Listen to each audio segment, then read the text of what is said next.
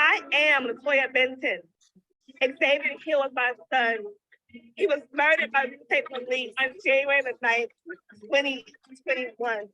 Jamal Byrd, he was murdered by DC Metropolitan Thug Police in their custody. He died in their custody, and they claim that they don't know what happened. They had no business arresting him. This is Life After the Impact, a podcast for impacted families by impacted families that focuses on what happens after the media, the lawyers, and the activists are gone. Impacted families are left to face the loss of a loved one to police-sponsored violence. We will focus on their continued fight for justice and how you can get involved. Just walks away. Watch a police take another life today. Leaving loved ones torn, nothing left to say. Candles burning, all we do is pray. Good evening, everyone. My name is Roxane Johnson. My son's name is Jamal Byrd. He was killed by DC Metropolitan Police, October 1st, 2019. And I have with me my co-host. Good evening, you guys. My name is LaToya Benton. I am the mother of Xavier Hill. Xavier was killed by Virginia State Police on January the 9th at the age of 18 in Gresham County. Tonight, we have the honor of speaking with Roxane. You want to go ahead? Oh, I'm sorry, Adrienne. You want to go ahead and introduce yourself? Adrienne, and introduce yourself, please. Absolutely. My name is Adrienne Hood, and I live here in Columbus, Ohio. And my son is Henry Green V, who was killed by two plainclothes police officers here in Columbus, Ohio, by Columbus Police Department. What year did this happen, Adrienne? Sorry, say it again. What year did this happen? When did this happen? This was June 6th of 2016. So it'll be 7 years. Adrienne, you want to tell us a little bit about what happened to Henry that night? Yeah, so it was about 6:30 in the evening.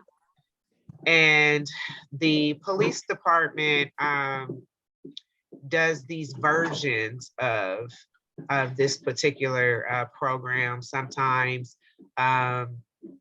most commonly known as the Jump Out Boys. If you say that term nationally, everyone will have some kind of, understanding of what that is.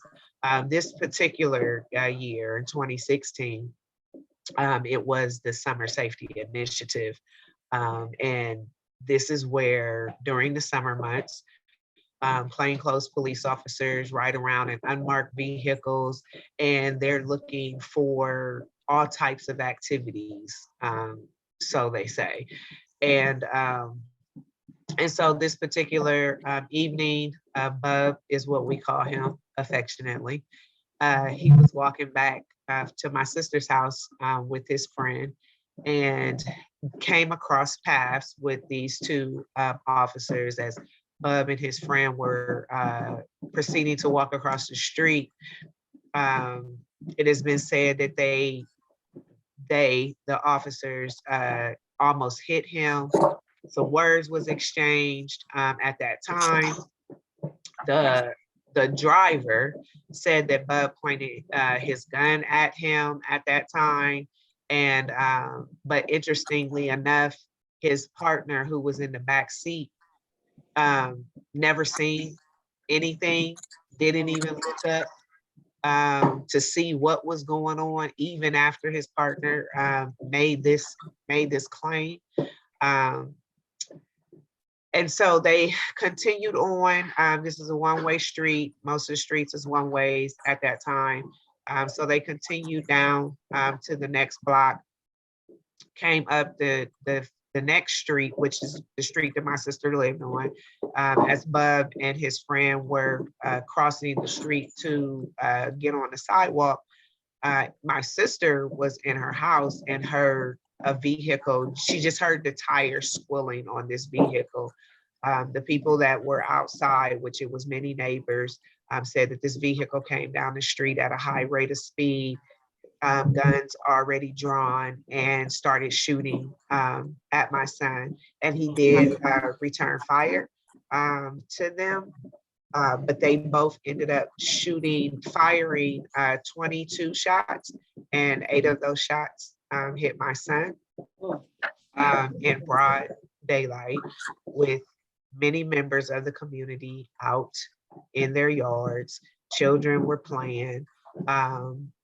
You know, it was a beautiful summer day, you know, so people were outside in the evening doing what they do when you get off of work, you know, and everybody is at home. And so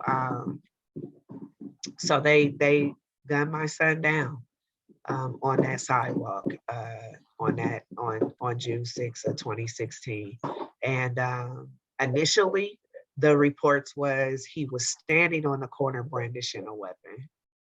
But when I started to push back against that narrative, because Ohio is an open carry state, I said, even if that was the case, which I seriously doubt was, even if I went with your story, what was my son doing wrong on that day in that moment if Ohio is an open carry state? So at that point, the narrative started to shift, that he fired at the officers and the officers had to return fire up on my son. And all of the neighbors' stories contradict that version of events. And when we went to court, even during the grand jury process, and then at the civil process, it was a intentional, very intentional about destroying the character of each of the witnesses that took the stand, you know, which is very unfortunate. So they weren't indicted on the criminal side. And then after 2 trials, because the first ended in a hung jury, and then the second, the jurors actually let these officers walk out that courtroom with no accountability. So the first, as far as the criminal charges were concerned, they decided not to indict them, right? Correct. It was a no bill. And we actually heard from some of the people who were on that jury, and they said, quite honestly, Bub he never had a chance. He was never looked at as the victim in that whole process. And here in Ohio, I'm not sure if where you all live, but here in Ohio, the grand jury process is a secret process. So you don't get to see any of the documentation, the transcripts, none of that is available during the grand jury process. And so, you know, unfortunately, the grand jury came back with a no bill, and probably 3 to 4 weeks after they were not indicted, the aggressor of the 2, in my son's situation, the aggressor of the 2 actually made national news because he stomped the head of another handcuffed Black man, not even a month after being clear, in which he did get terminated. But of course, the FOP did their job, right? And got him his job back. Pay reinstated, seniority reinstated. And so unfortunately, he is still a police officer on our police force. Let's take the time to share a picture of him, because selfie, please. What a beautiful smile. I think you said he had a good smile, Roxanne. His smile was excellent. Yeah. Yes, everything, right? That's my guy. We like to put pictures, we like to put faces with people, because we are not we're human beings, Absolutely. and we need to be recognized as human beings on all levels.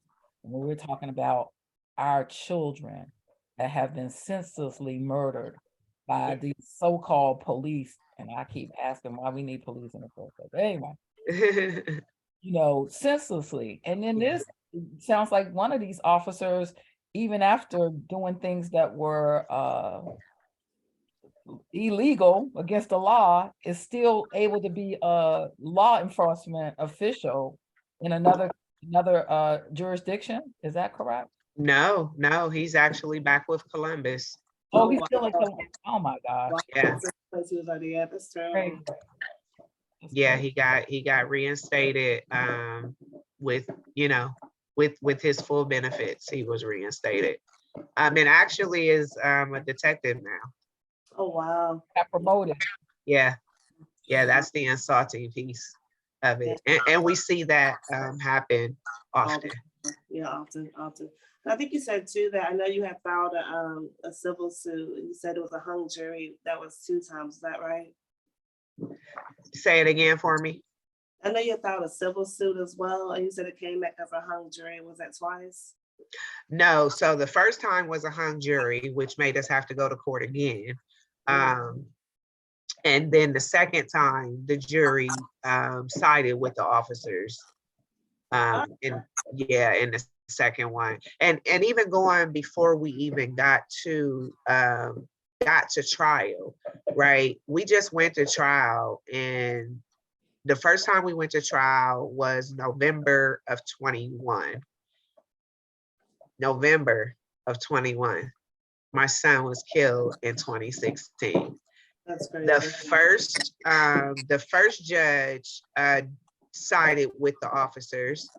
We had to file an appeal, and that judge is no longer living. It went before my attorney won the appeal to argue before a 3-panel judge at the appellate level. And that's how we even got the opportunity to even make it to court, because the first judge had dismissed it. So we had to appeal. That took, do the math. We went from 2016 to 2021 before we even got to court. When we did get to court, like I said, it was a hung jury. The one Black juror, she refused to give in. And I remember her coming back into the courtroom, and the judge was like, go back, y'all listen to each other, try and figure it out, whatnot. And it got so tense in there that she actually had asked to be removed from the jury. Wow. And the judge, then brought her back in to have conversation around that.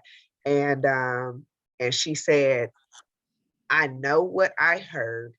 I saw what I saw, and I'm not changing my mind. Others may change their mind. I'm not changing my mind. And it was at that point that the judge said, I have to declare a mistrial. So what that said to me was there were others who felt the same way. She was just the one that was like, no, I'm not going.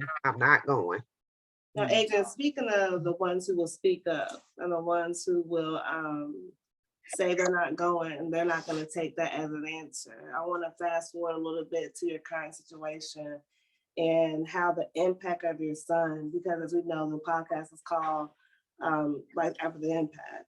We want to talk about the impact that Henry's death has had upon you, what you have done as his mom. Let's talk about that. What have you done recently, Adrienne, as Henry's mom to move to get any kind of accountability for your son? Let's talk about that. Well, the thing that has been ongoing and constant is that I don't stop. And we can't stop. Because if we stop, then in essence, our child's voice goes away. His presence leaves this earth at that point. That's how I personally feel. So I have worked with multiple organizations, just around the accountability piece for policing.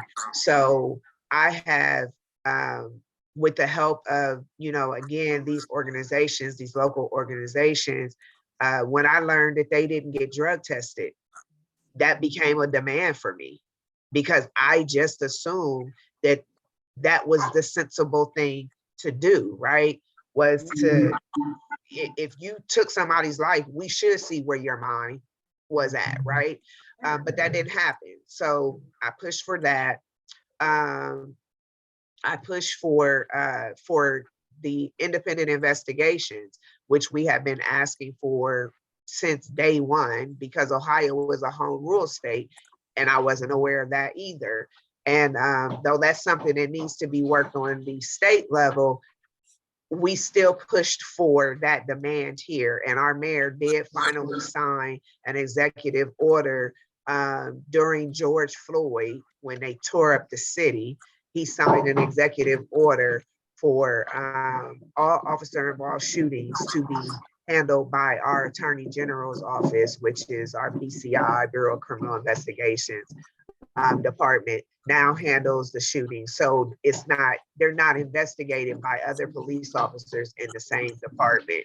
And so that all leads up to what I'm doing at this point, and that is that I'm running for city council.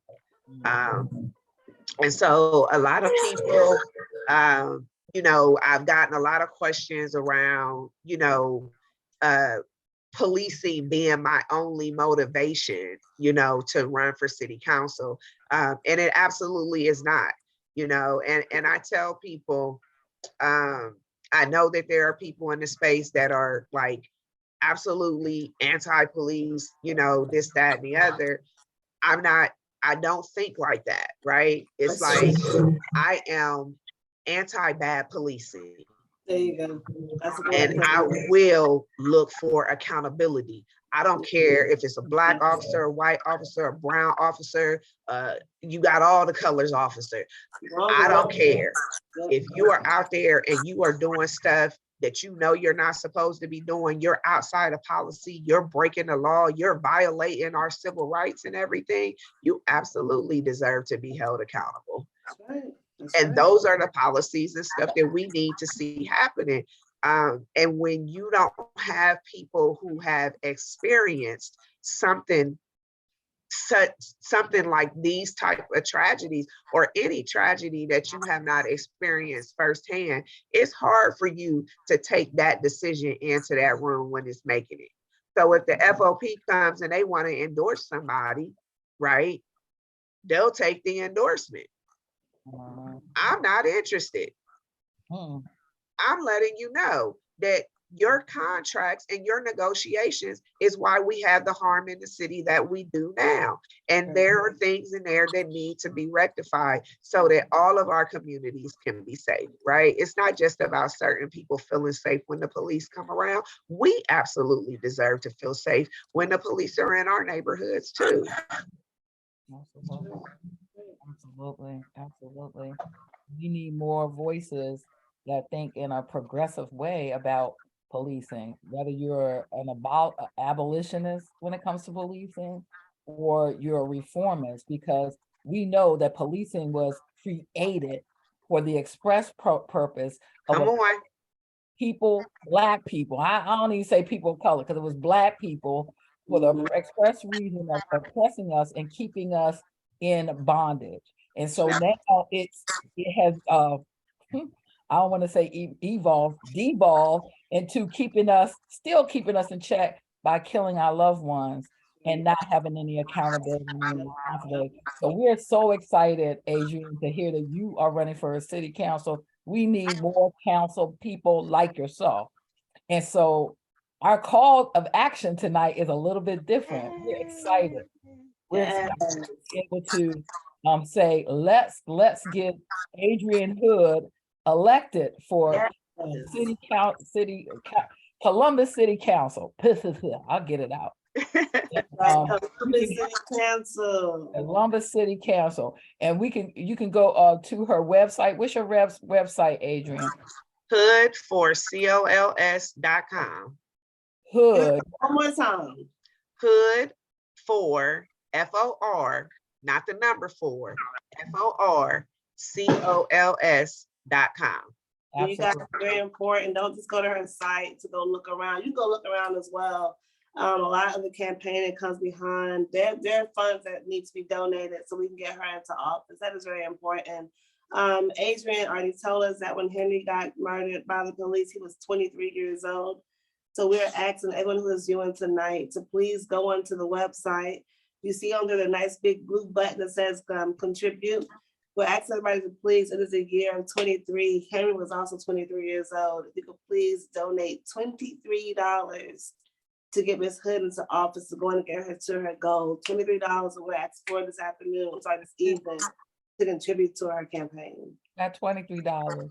Y'all got $23. Y'all got $23. Come on, you guys. $23 we asking for. $23.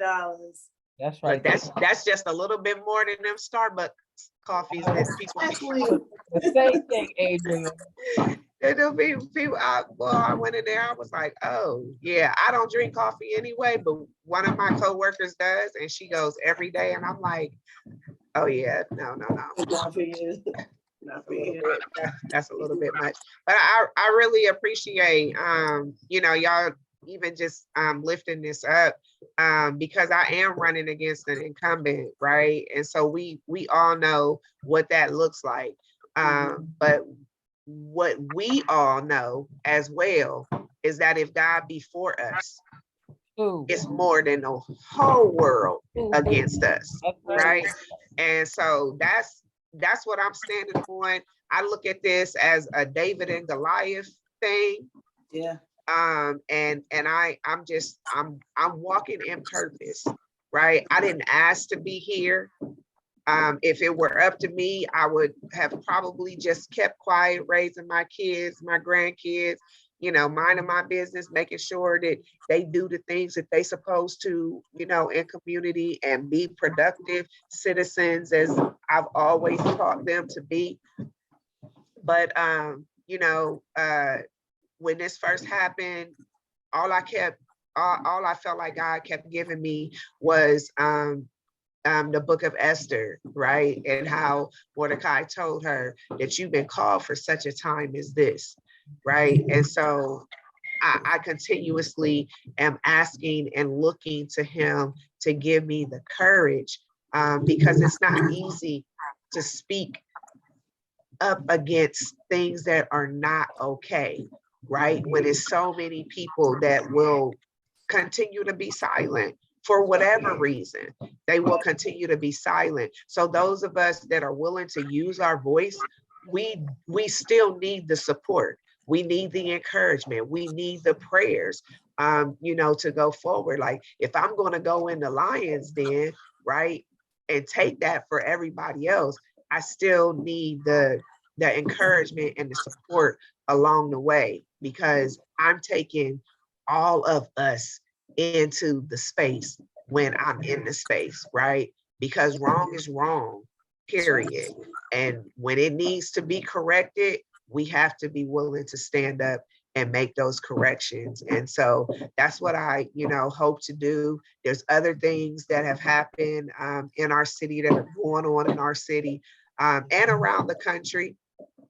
That, all of us are being subjected to, like, affordable housing and mental health and education. Like those are things that we can all rally behind, right? And because I know that these things are at such a disservice for so many of us in our community, I cannot unsee what I have seen, and I cannot unlearn what I've learned.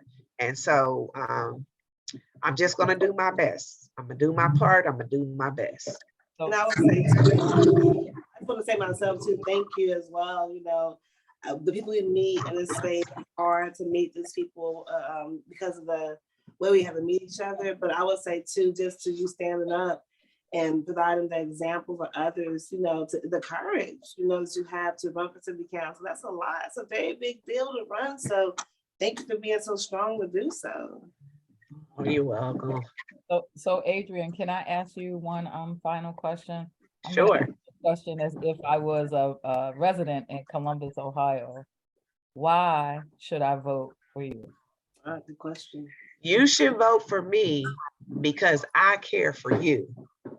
I don't want any of this to have to grace your doorstep. It's already graced mine. So if you allow me the opportunity to go in and fight so that you don't ever have to be involved in this involuntary club, I'm willing to do that. I'm willing to stand in the gap for us. I'm willing to go in that room as a single mom and know what that struggle looks like, right? When they tell you that you over income and you can't get no services because you 2 cents over, and they making them kind of decisions like your life and your children are irrelevant, right?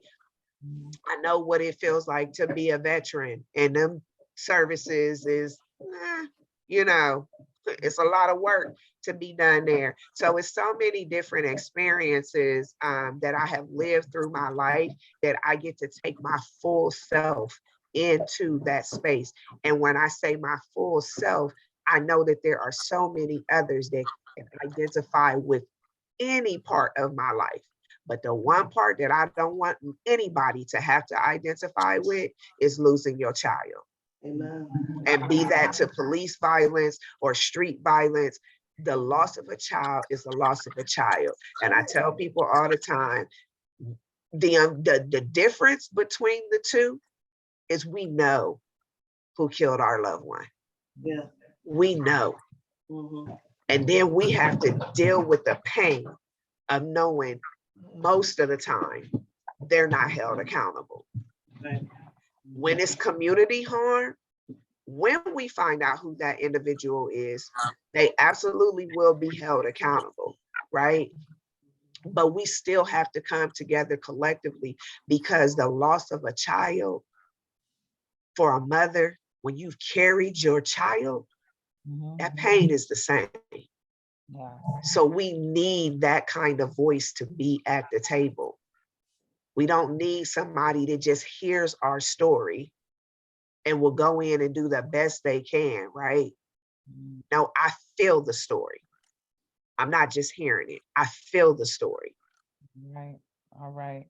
Well, if I were in Columbus, I would vote for you. Me too. Because I'm not in Columbus, what I can do though is donate $23 That's to right. for Columbus City Council. So get your $23 and send it to Adrienne, because we need her voice. We need her voice, y'all. Voting does matter. It does matter. It It does does. matter. And It we've does. been hoodwinked, we've been bamboozled into thinking it wasn't. But it matters. So get together, vote. If you're not in Columbus, you can still participate, because we all about Absolutely can. activism over here. You Send absolutely can. $20 to Adrienne. We're gonna be checking to see, Adrienne, who's really about that life, because in order for us to get these things rectified, these wrongs righted, we have to put our coins together. We have to put our collective minds together, and we have to be the community that we know how to be. Yeah. And I want to say one last thing too. I'm running now, but we still need people to be prepared to run tomorrow. Absolutely. And the next time, and the next time, right? That's right. Because I am not a politician. Let me be fully clear on that. I am not. My goal is to get in, do what God has called me to do, and prepare the person to come up behind me. There you go. Right. And so we need people to be thinking about, if it's not you, who in your circle? Who? Yep. And be encouraging and empowering that person to take these. I'm taking all kinds of trainings. Y'all wouldn't believe. Like I told you, I jumped off that Zoom, jumped on this one, doing these trainings, trying to learn all of this stuff about campaigning and, you know, the different offices and the responsibilities and such. But I'm not learning that just for me. And it's not just for me right now, because I'm going to pass that on. For any of us that ran track and you was a relay runner, it's a baton involved and you pass it. Yeah. Right? So we need to, I'm here now today, but it's some more that we need to be getting ready to, you know, across this country. That's right. We need to be doing that. So, and who better than us? Who better than you? Who better than us? That's right. That's right. We are the we've been waiting for. That's right. We are the ones we've been waiting for. And so we thank you again, Adrienne, for coming and speaking to us. It's a different kind of action, but it's still an action, because we need to attack this thing from all angles. It's right? outside game. That's right. Mm-hmm. This ain't just real fast tonight, guys. Just keep in mind, the podcast is called Life After the Impact. This is Adrienne's life after the impact of her son. She has taken this pain, turned into a passion, and is running for city council. Well, actually, you guys, you saw the screen up here. It is year 23. Henry passed away Henry was murdered, at the age 23. Please be sure to go into her campaign and to share $23. It's right there in blue. Just donate $23. We talk about all the time how we need leaders in office. We have someone who's asking for the support from the community. So please, if you only got $23, borrow 10 from somebody else and 13 from somebody else. Put that together and give it to Ms. Hood, you guys. Yes. All right. Thank you again. We enjoy having this conversation. We'll be chatting with you, because when is this election held? So I don't even have to do a primary now, because it's only 2 of us from my district. So we are rolling to the general election in November. All right. Yeah. So it's you know, let's some months. We got some months to put in. So I'm gonna have to get me some new tennis shoes. Hey, let's go. Because I'm got to be out there. So yeah. November the 7th is the general election, and you know, we're gonna put the work in until then. All right, guys. All right. Thanks again for coming and talking to us this evening. This has been Life After the Impact. Until next week. LaToya Benton. We'll talk to you next time. Peace. God bless y'all. Good night, guys.